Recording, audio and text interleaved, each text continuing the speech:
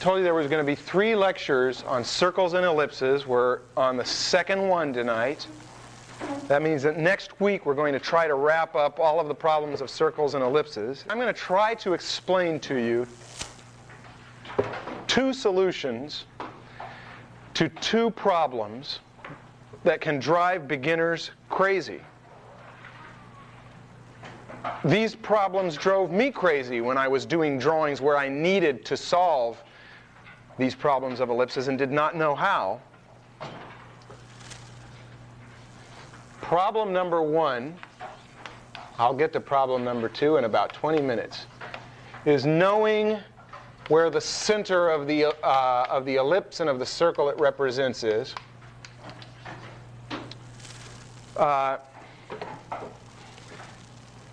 And the second one will be placing the angle, but we're going to deal with this problem of knowing the center. What is an ellipse? It's a circle in space.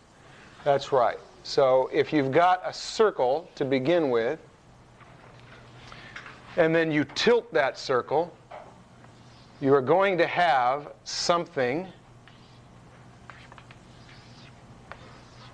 that will be shaped like this, and we call that an ellipse. That's the circle tilted back in space. You know how to construct one now. And you know that one of the most important things about them is that you have to construct them with these crosshairs. What is this line called? The minor axis. What is this one called? The major axis. Those must be at right angles to each other. And the whole ellipse is perfectly symmetrical. It is symmetrical from left to right and from above to below.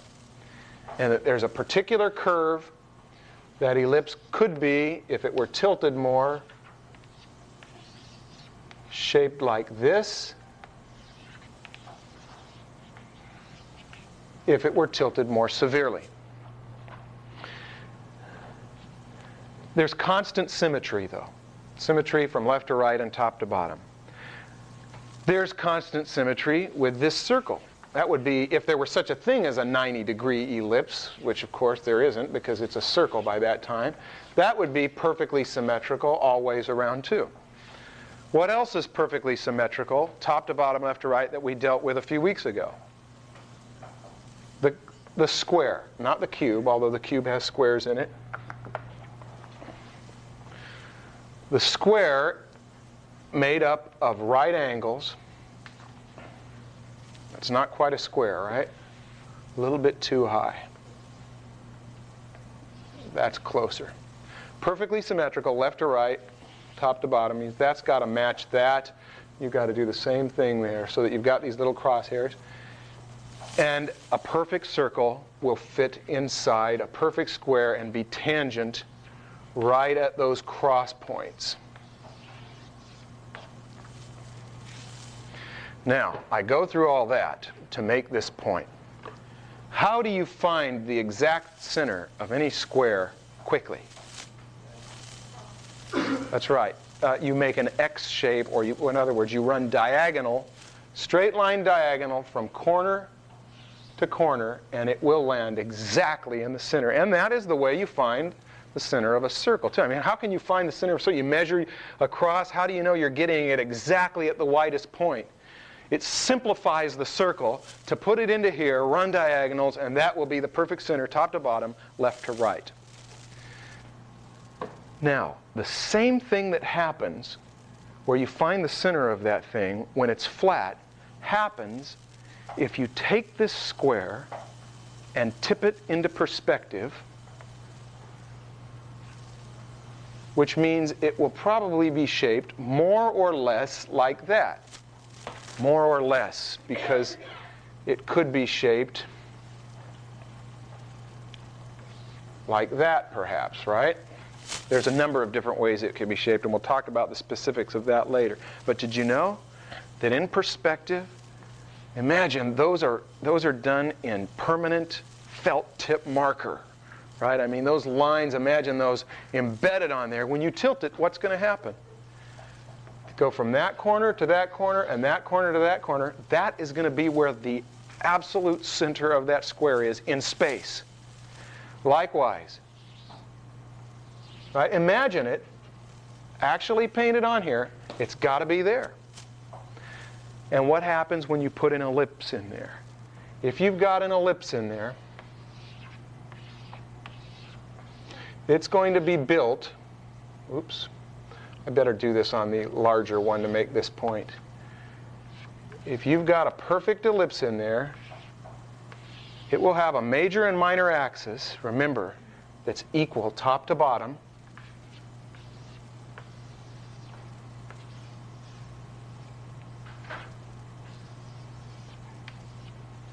And look at where that major axis is.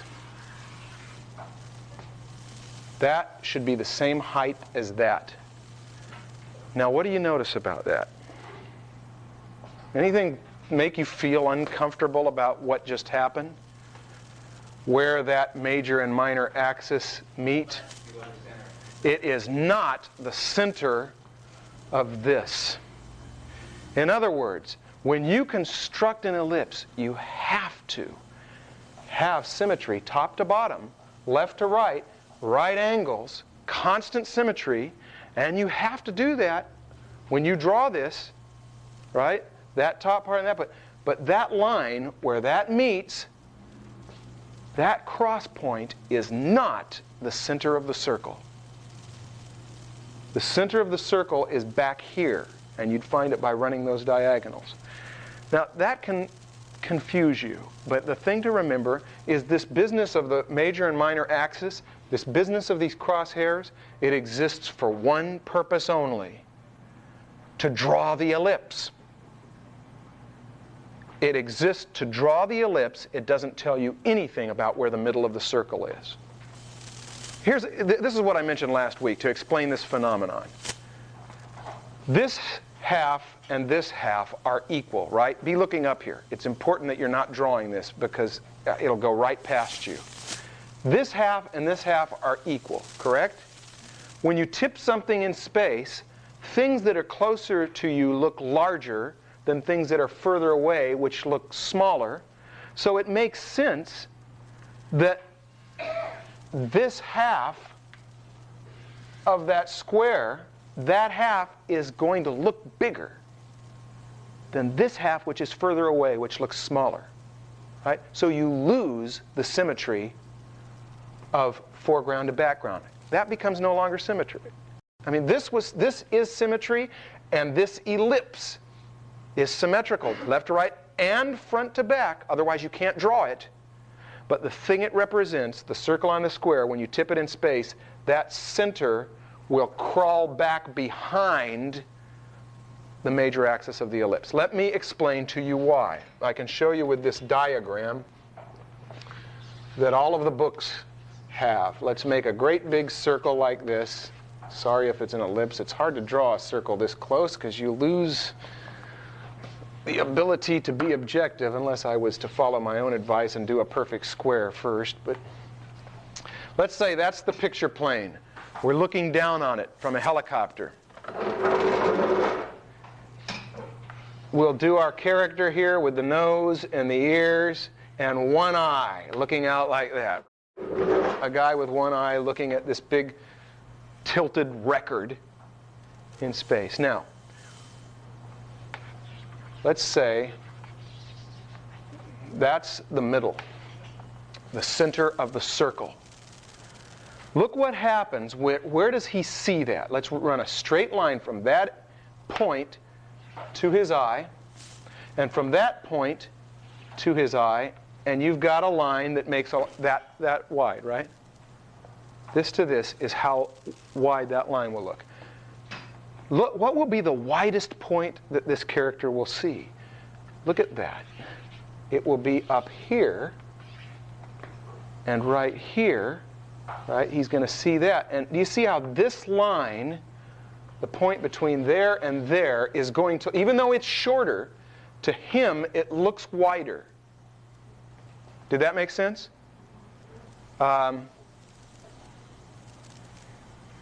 If I was to work bigger, you could see it a little better. Like how do you know that his field of vision, like? It doesn't make any difference what his field of vision. I mean, I'm giving him a bigger field of vision than he would have. Right to the left, like you said, each point out. I'm giving him a bigger field of vision than he would actually have, probably, to try to make this point. The point being, let me clean up these lines and see if it helps a bit. He sees the widest point as this wide, that long of a line. From that point to that point looks that long. But this area here, which is a shorter line, looks longer to him, does it not? Because it crosses the picture plane here, and then this one, not symmetrical enough, will cross a little bit there. So it makes a little bit wider line. If it confused you, I've got to move on. Page 83 of D'Amelio's book has several accurate line drawings to make that point. Okay, I think I'm getting it. So, Here's the way to see it. Look at this line right here. right. Is this line right here. It's the center of the circle. Right. Notice that it's further back and therefore looks shorter than this line right here, which happens to be what? The major axis of the ellipse that we used to draw this thing. Okay? And I'm sidetracking here to explain the phenomenon, and this is not the essential thing. The essential thing is that when you are drawing a phonograph record or a pan pot or a knob with a keyhole in it, if you're close up on it, or any kind of handle, or anything that pivots, right, that goes around something else that's in space, you're going to have to use ellipses to draw that, right?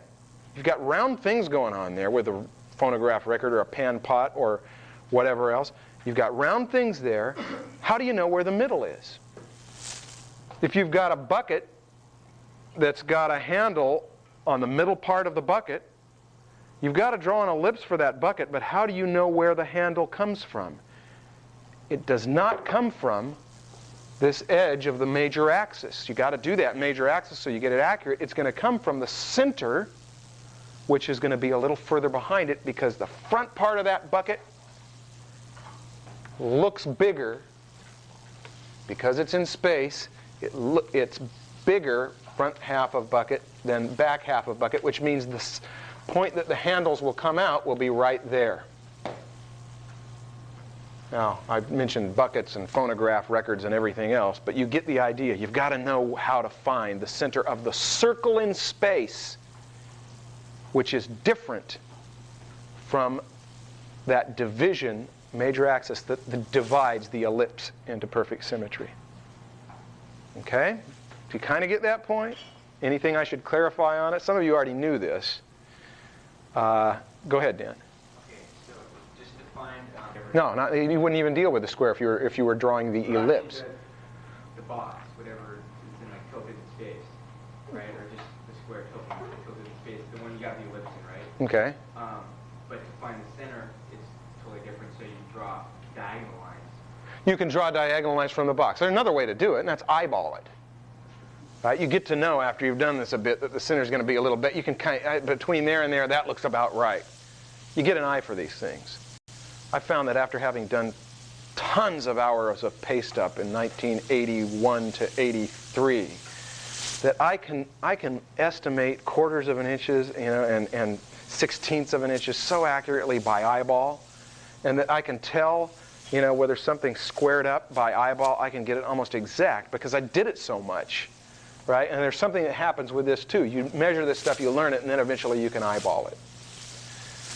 Now, all of this business that I've been talking about, phonograph records and buckets and stuff, last week and this week, all of it has been conveniently placed on a nice vertical line, which is great. A lot of stuff, when that cup is sitting down there on a nice vertical line, it's very simple. It means that you can draw cylinders like the multi-tiered wedding cake on that nice vertical line, and know that as they go over your eye level, eventually they will be at your eye level, and then eventually they will go below your eye level, and so you'll know how to place those ellipses on there, right? And you can build on that.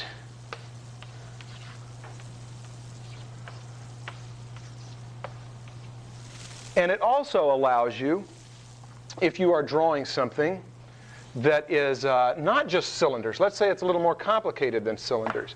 Let's say that, we'll try to carve it out of a cylinder to make a point here, that you've got something that's shaped a little more complexly, that it might be shaped something like this, but it's still going to follow the same basic rules, that those cylinders are going to be more open. And if you've got a dome in there, if you've got parts that dip in or that dome up or whatever, you're still going to wrap lines around there like that, so that if you've got the top of a teapot, for example, and you can see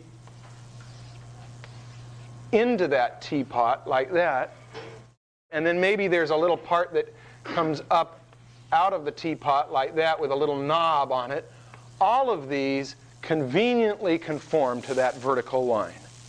We know how to place the ellipses. The minor axis fits right there.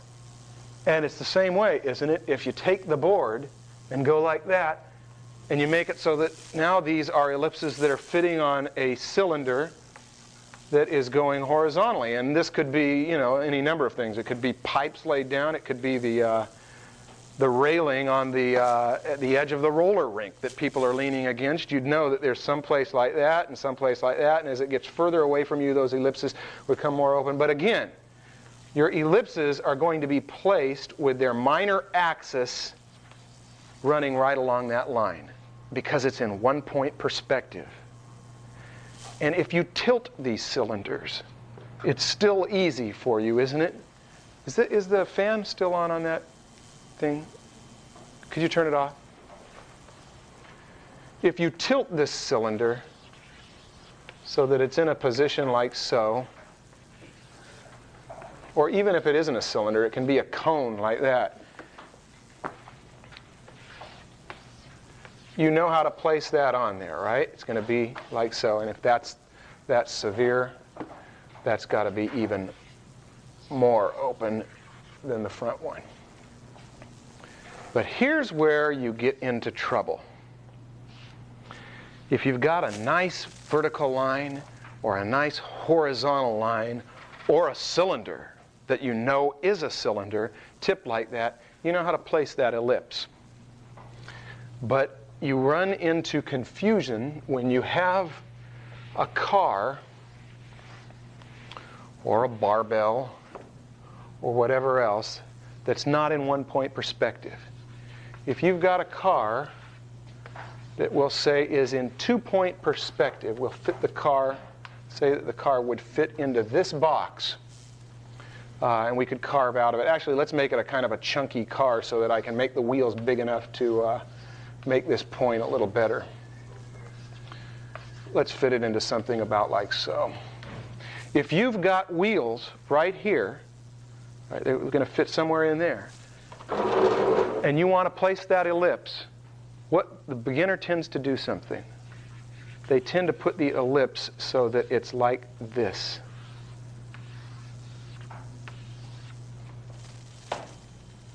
It's wrong. What do you have to do? Anyone know? It's this ellipse is not placed correctly. It looks wrong. If it doesn't look wrong to you, it will if you'll spend this week looking at how these ellipses look. Let me amplify it by drawing a cube here, like so. Remember, the major and minor axis of the ellipse have to be at right angles to each other. But if you put an ellipse in there, it won't fit, for one thing. I mean, if you get it wide enough to go out there, it's going to end up coming up there. You know, you're going to have trouble making it hit at the right points. What are the right points? Find the center, and that line will go back to that vanishing point. That one will go over to that vanishing point. That will be the center. And the ellipse the circle in perspective has got to touch the line right there, right there, right there, and right there. Okay? Here is the secret to this. This is the trick. But I want to make sure, because this can confuse people. That's which axis? Major axis of what? The ellipse. That's what? Minor axis of what? The ellipse. This is what? Major axis of what? Of the whole cylindrical cone shape. Which means this is what? Minor axis of what? The whole cone shape. Major simply means the long one. This is the long one of the ellipse. This is the short one of the ellipse. And likewise with the cylinder. This is the long axis. That's the major axis of this whole cylinder shape, and that's the minor axis. Okay, we've got to make that point clear, because here's the way you place this stuff. You imagine it being the end of a cylinder. Just like that. Imagine it being the end of a cylinder, and the cylinder has a major axis that should become the minor axis of the ellipse. Did you follow that? That's the trick. So, where would the cylinder go? It would go back that way, right? And we'll say if that's the center point there, it's going to go back like that. Now watch what happens. You take that line, and you do one that is perfectly real right angles to that, and construct your ellipse on that, and you will get a line that will really be the way it looks. I'm going to do it on the side of, we'll make this thing like a steamroller. Do you see how that looks more correct? It's a huge wheel, granted. But you could follow the perspective line together. When I was thinking, doing that, I was following the perspective line going this way. Going this way? Yeah. Okay, and here's the thing. They tell you to think of it as the end of a cylinder. Where does the cylinder go? It's going back. Here's a better way. I like this better than the cylinder metaphor. Think of it as at the end of an axle. Think of it as a bell on a barbell.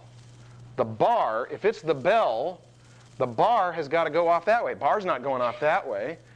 It's the end of a barbell. You find the center, and then you run that axle line back to that vanishing point, and then that will be where you put a right angle to it, and that ellipse will fit there just beautifully and hit right at the right points. How will you do it for this side? Then, if it's going to be that this is the end of an axle, right? Where's the axle going to go? Which way? Point to it. Where's the axle for that way? So you figure that's about the middle there. Run that axle off to that vanishing point, and look what happens. Then find true right angles. It's got to be right angles when you draw an ellipse.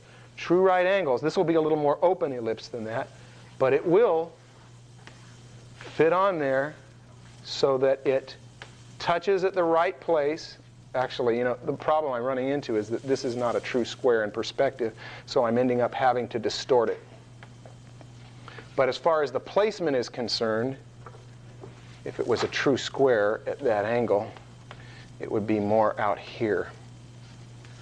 And by the way, that's one of the ways you can find out whether it's a true square, is that if you draw an ellipse from an ellipse template that's accurate, and then you get the lines right and find your vanishing points, it would have to be a true square. Got to get that at a right angle too, and it will fit on there so that it's correct. And I'm going to show you this with slides that have been done with templates and all, so that you'll get the point better. In other words, let's say that we've got a bar coming out of the front of this thing. If we've got it coming out of the front of this thing, it's going to be the end of a cylinder, right? It's going to be placed like that. That is major axis or minor axis, major axis. Minor axis becomes the same as the major axis of that cylinder. This is a mess. Let me do it again. That will be the more foreshortened side. That will be the more open side.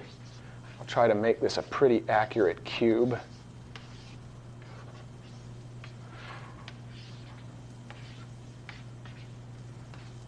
That ought to be close enough. This one, I can swing it in there knowing. Did you see? Now, see, subconsciously, I've got it built into my